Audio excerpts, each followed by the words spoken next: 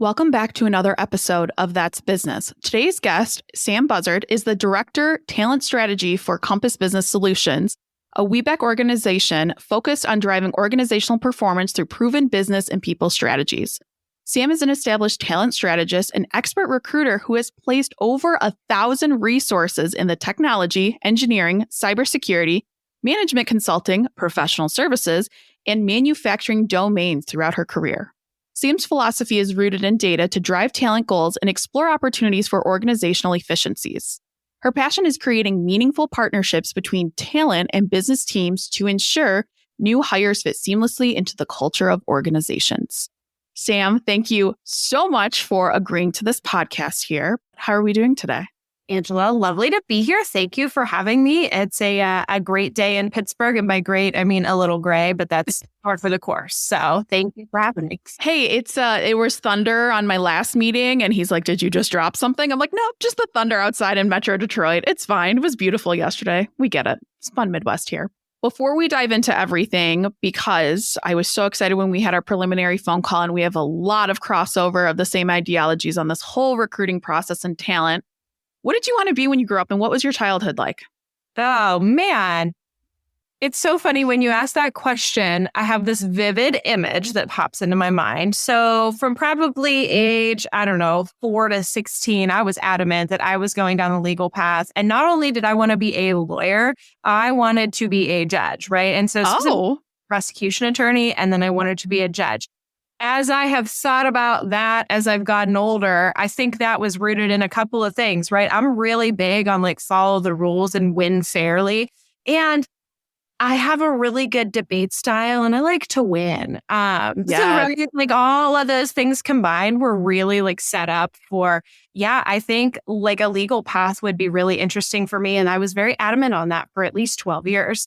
Okay, how at so young you knew that's what you wanted to be too? Because I don't even think I knew what that was. I've had so many guests that just knew so young. I don't know what I wanted to be. That's crazy.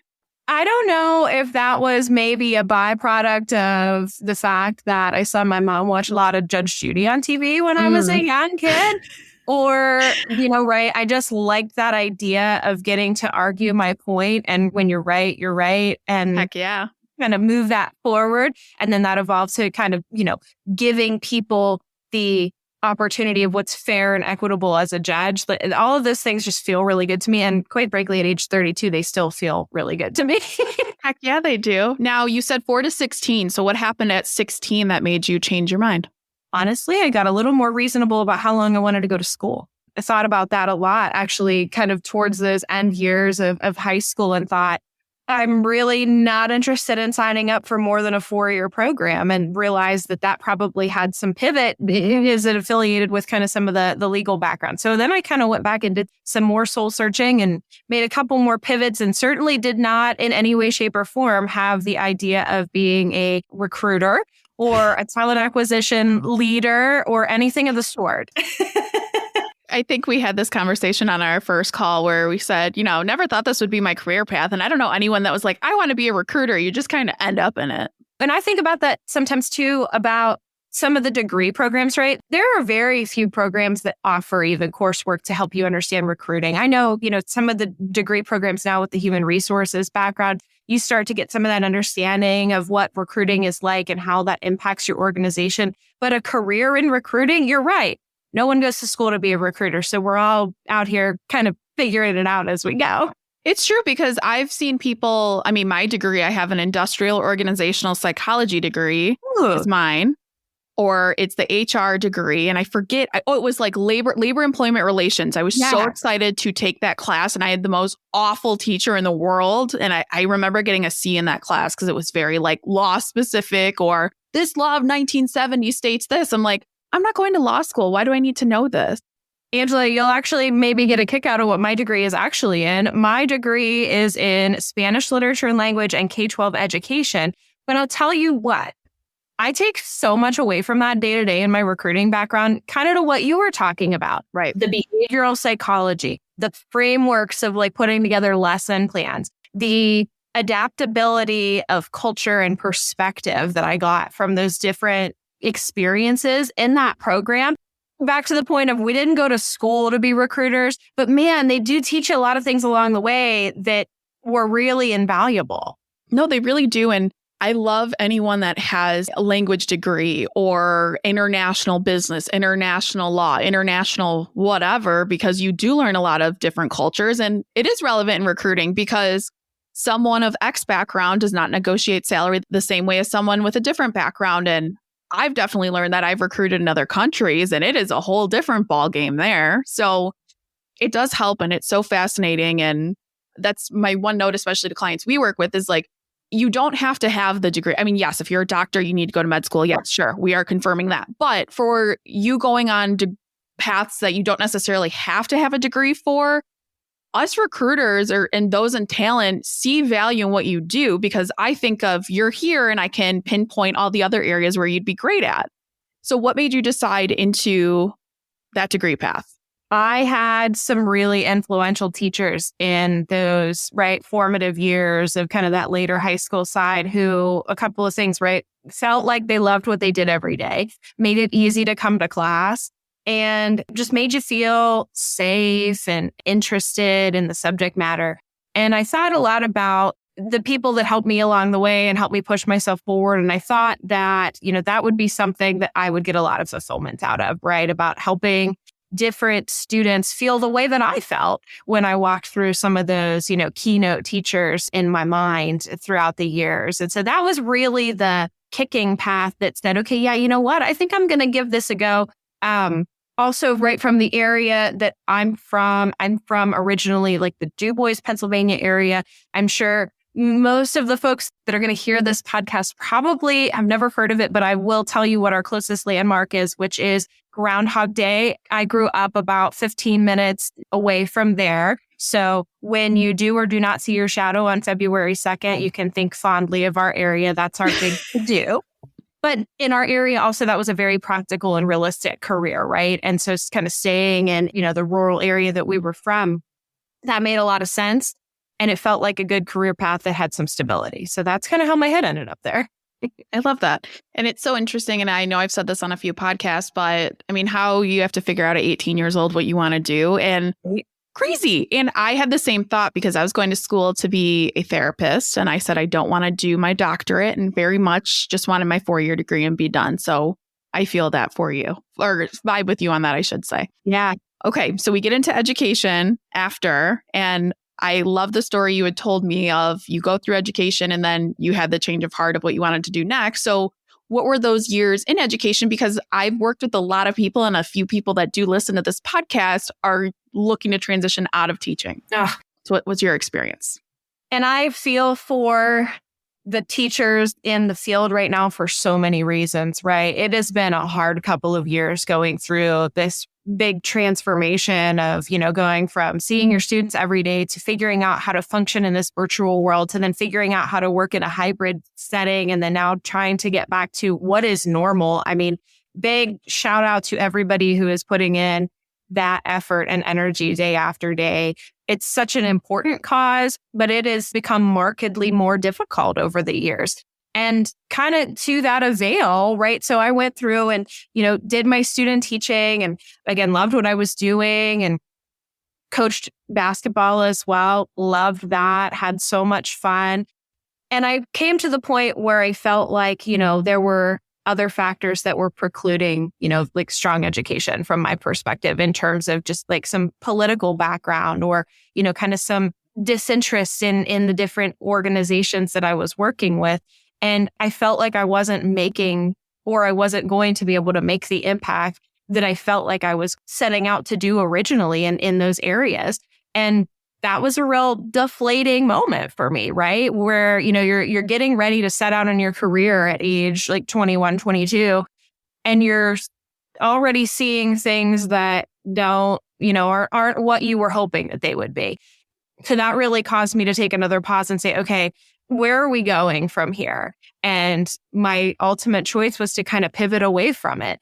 And while I was in college, something I did kind of as like a student job as I worked in college admissions. And I loved that, right? Kind of give me a little bit of the same feeling of being able to help folks along.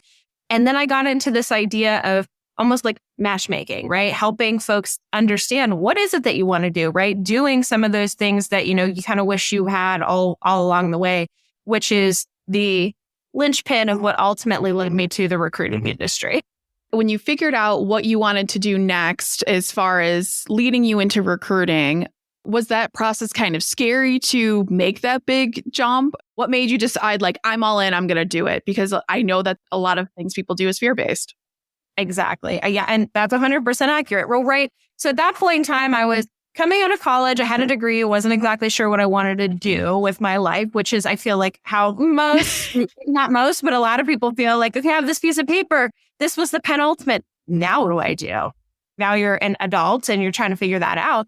So I started into looking at entry-level opportunities. And one of them in particular that really caught my eye as that transition out of, the admissions environment was the next step of like, well, I could help people take that next step further and help them identify what types of jobs they want to do and, figure out how they want to spend their time every day after, they finish this education. Maybe I'd be good at that.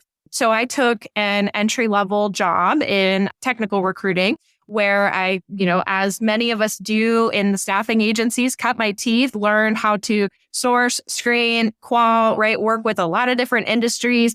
And I loved it, right? I loved it for so many reasons too. I loved it for the idea that, when you're sourcing and you're like, I can go find this person or I can find the perfect person and I feel like no one else can, right? That high that you get as a recruiter when you find the gem that someone else has not been able to identify. Oh my gosh, that was everything at first and still is really to this day.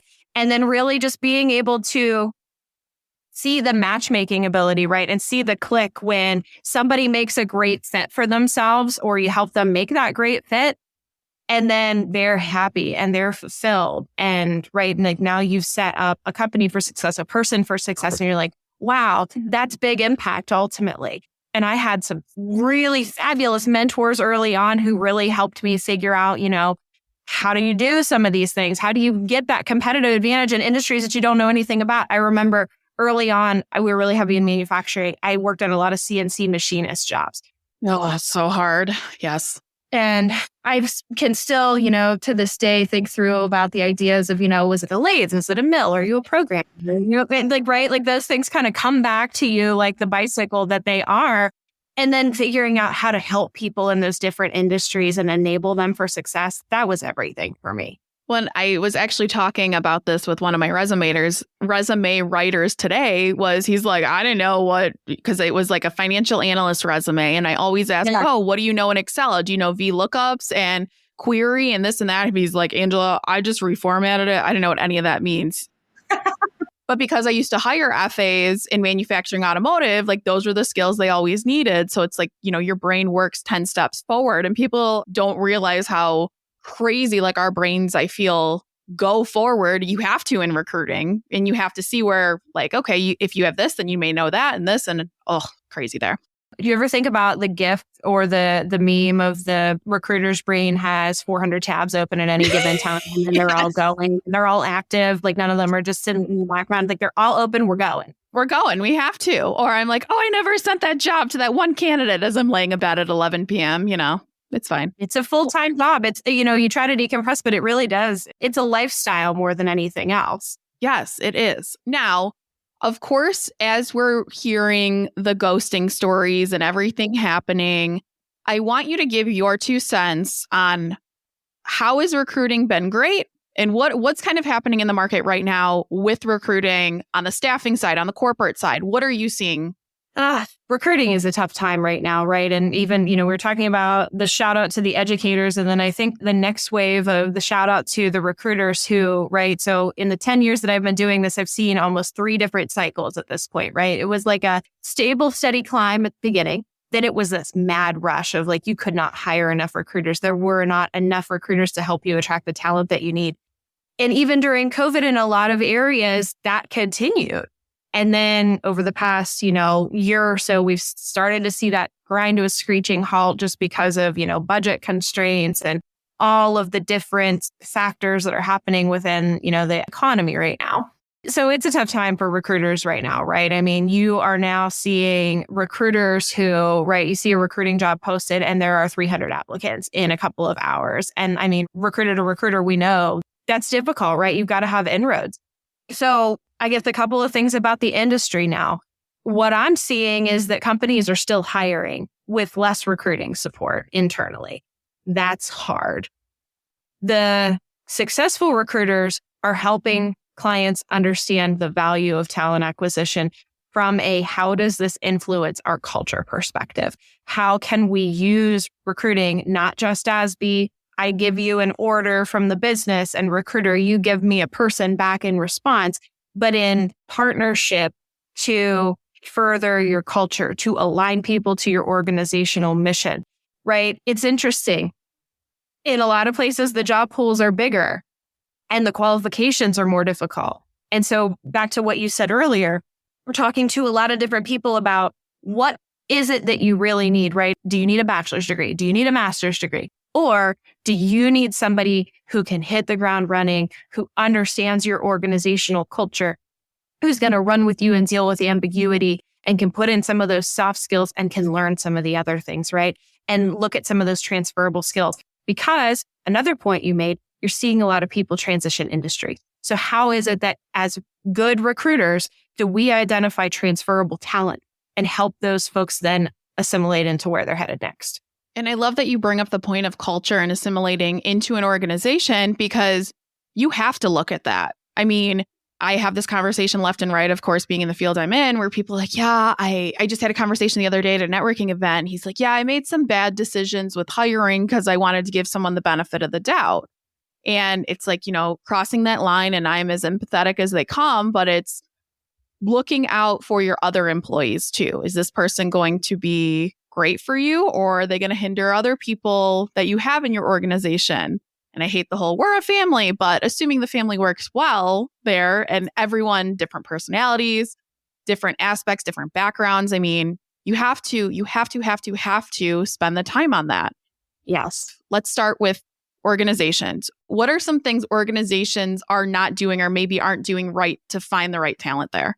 There's two things I think that are really important, and it's in like front of process and throughout the process. Number one is being okay with saying no, right? Like if you hear, and this is an age-old example, you probably would hear me say this multiple times in various different outlets.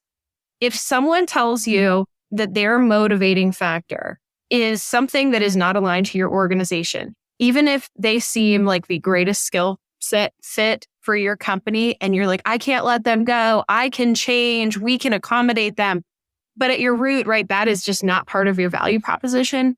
It's okay to say no, right? Because that square peg round hole methodology, it is sometimes what causes us challenges internally. And it's okay to take, kind of a 60 or 70% fit from someone who you think has great potential, recognizing that your value props are aligned. And I use this example all the time, right? If somebody says to you, their motivating factor in their next opportunity is comp. 100%, it's financial driven, right? That's my number one. And your company pays, hey, like in line, we're middle of the road. We don't have, the very top tier of some of those different options. And that long-term, that's not going to service the candidate and that you're going to be really pulling yourself in a difficult position in order to kind of make both of you happy. That's okay to say no. That's okay to say, hey, you know what? Respect your skills, respect your capabilities. Philosophically, we might not be aligned. The other thing that I've been seeing a lot is about objective assessment, right? And making sure that, if we put 3 candidates side by side, did we assess them objectively?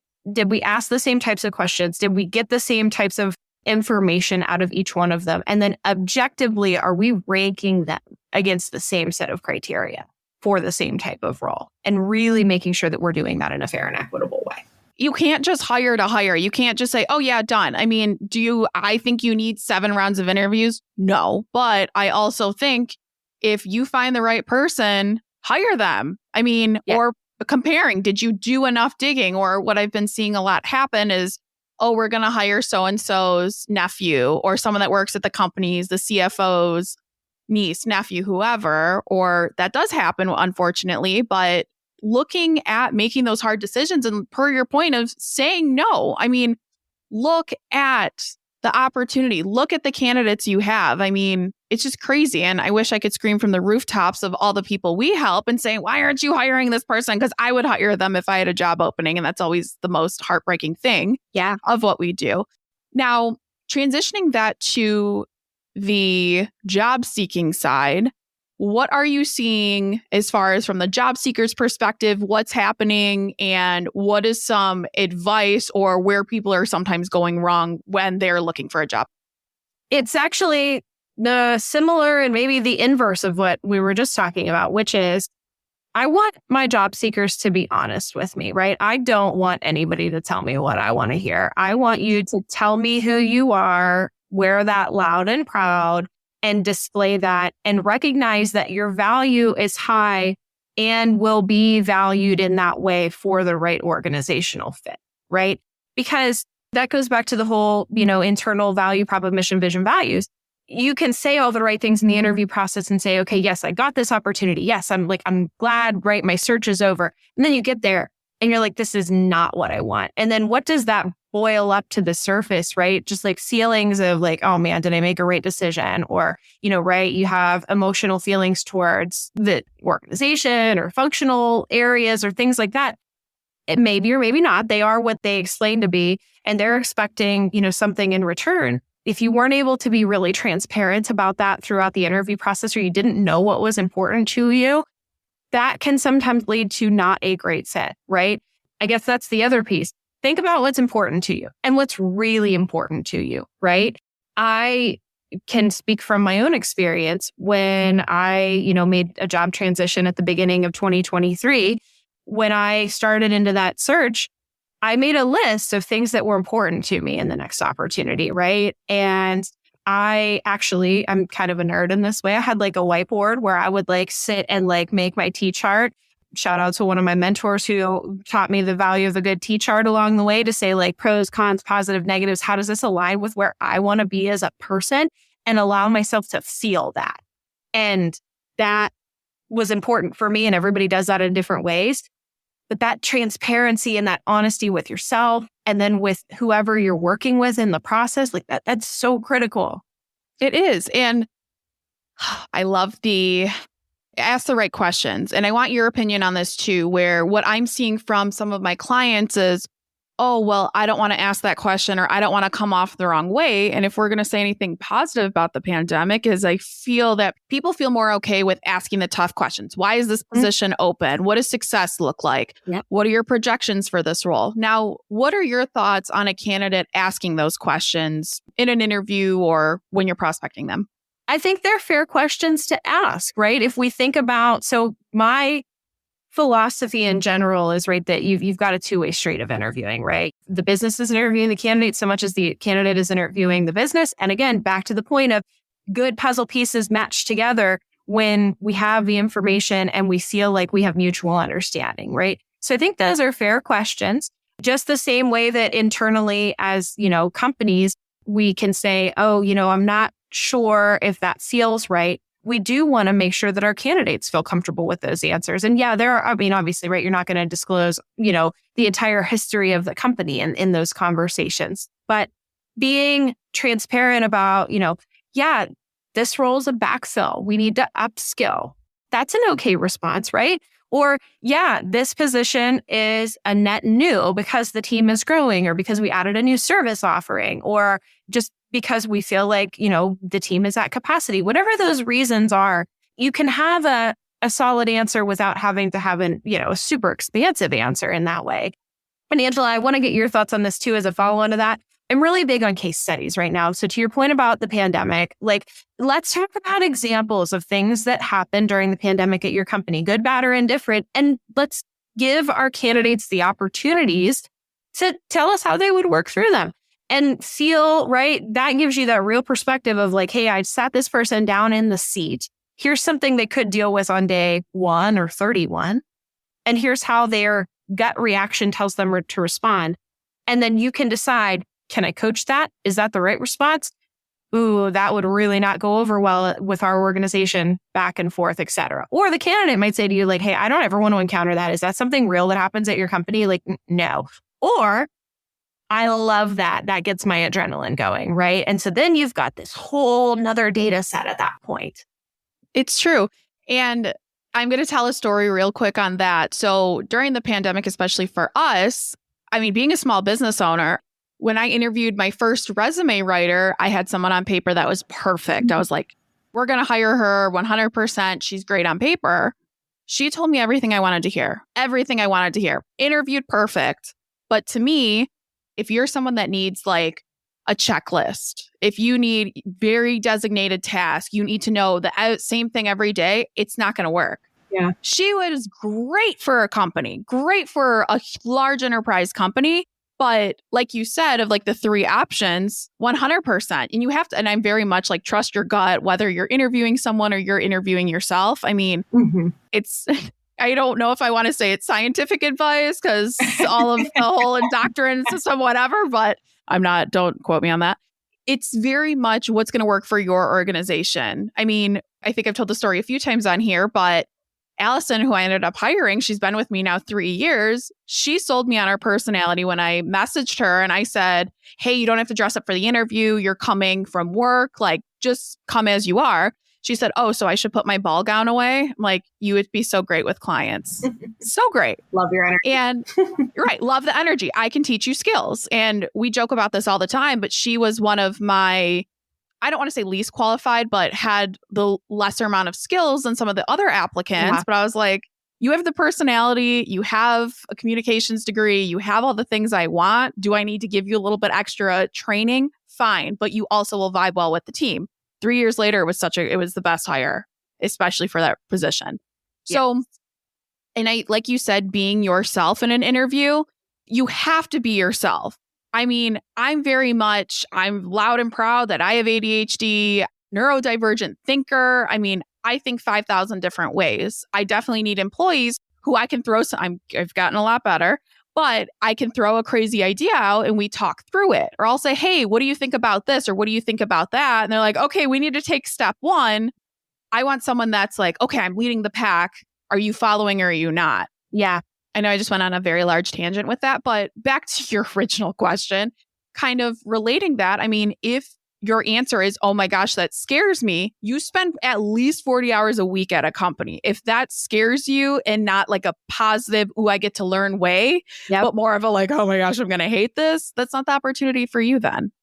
Yeah, I completely agree. And that goes to, I like to use the word persona here, right? It's like skill fit. Like I can read everything in your resume. I can check those boxes. Sure. Got it. What's your persona telling you about how you're going to interact in this environment, how you're going to feel in this environment? Exactly what you said. We don't want you to have 40 hours a week of existential dread because you're here, or like, oh my gosh, okay, I got to put on my cape and I got to get through this. And then like, I can't wait to run out the door. I'm all for work-life balance.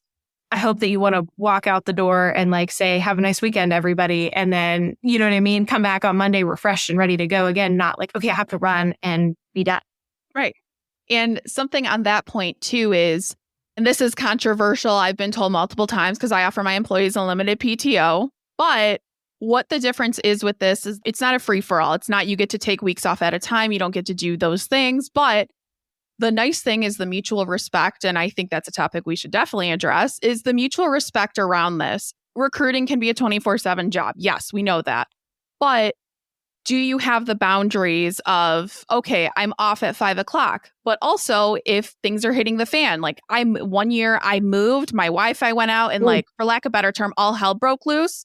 And shout out to Destiny and Allison who like stepped in and were like, hey, we don't care. It's after hours. Like, we got you. What do you need from us? And I never asked them to do it, but it's just like where people forget is that mutual respect is like, yes, we want work-life balance, but we are a team together and what's going to keep the boat afloat? What's going to keep us going? What's going to help us achieve our goals? We all want to make more money. We all want that work-life balance, but what's going to get us there? And do you mesh well with your coworkers? That's a huge thing. I think that's so important to call out as well of like, how do you work as a unit? And do you feel like the people who are behind you are people that you can count on? And are you accountable as well? So to your point about like work-life balance, right? that is something that I give a great shout out to my team at Compass for, right? They are fabulous at that, right? When you're on, you're on. When you're not, you're not. And also to exactly what you said, right? Like, hey, if we're going after something and we're going after something big, like all hands on deck, right? Like we're going to get it done. And then we're going to celebrate the fact that we did that together.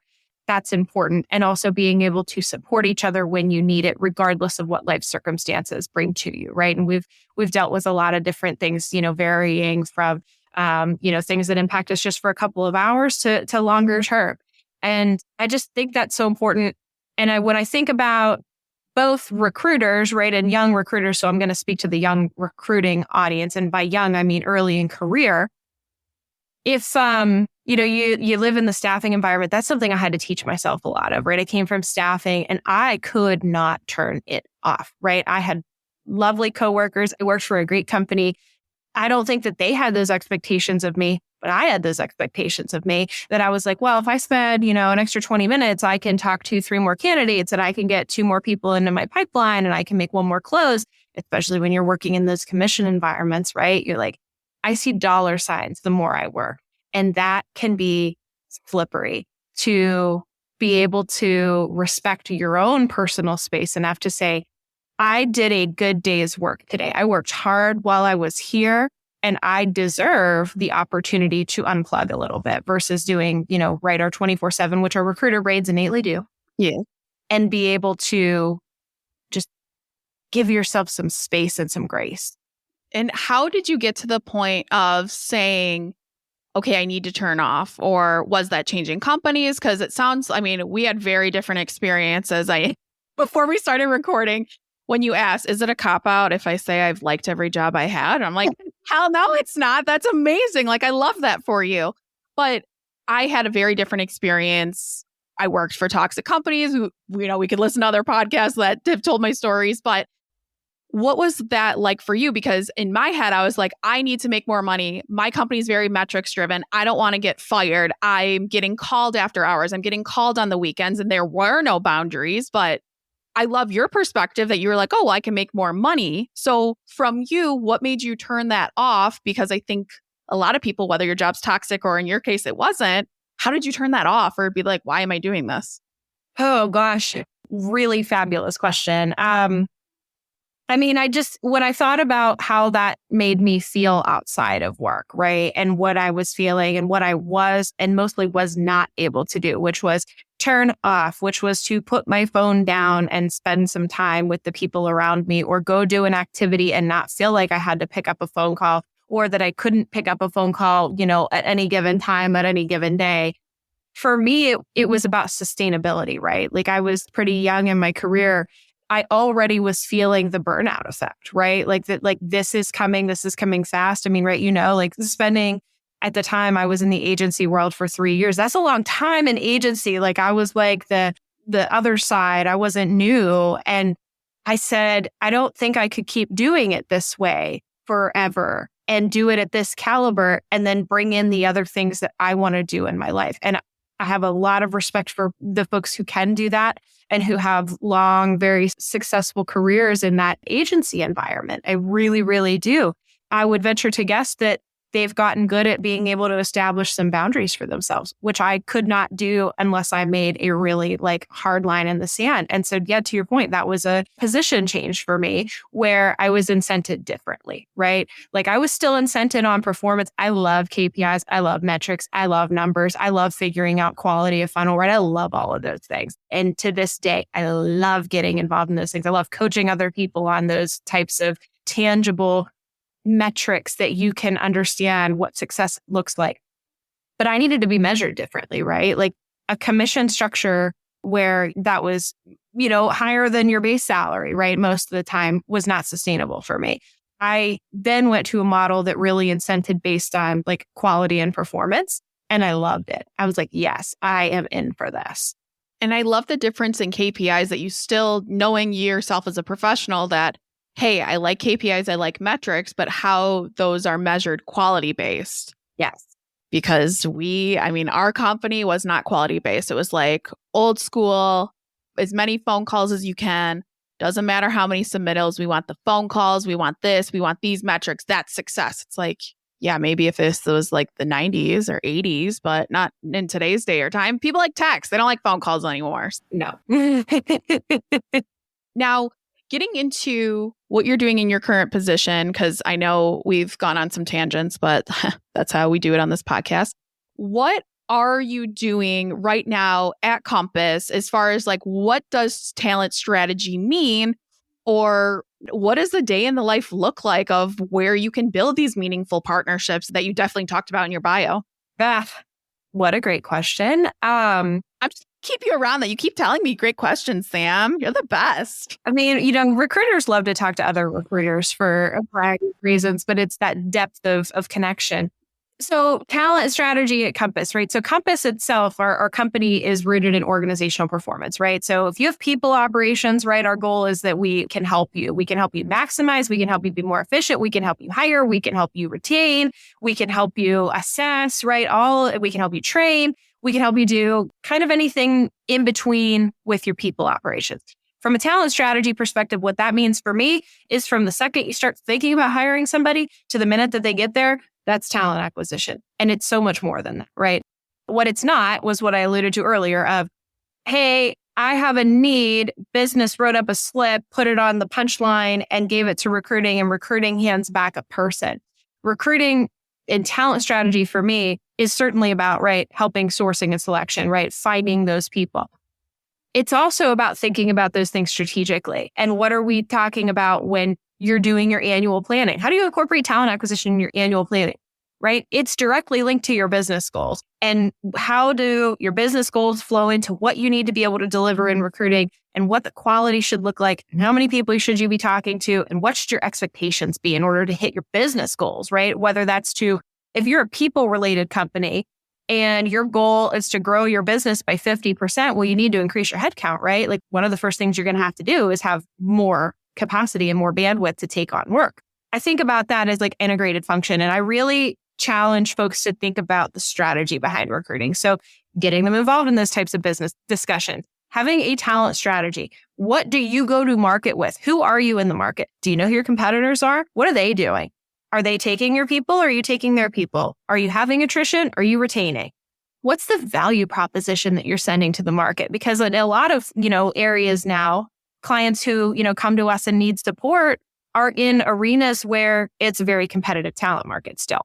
And there's either a supply shortage or, a variety of factors. We talk a lot about recruitment marketing. Like, what is your brand in the market? How are you convincing and showing the reality of what you're doing well for your candidates?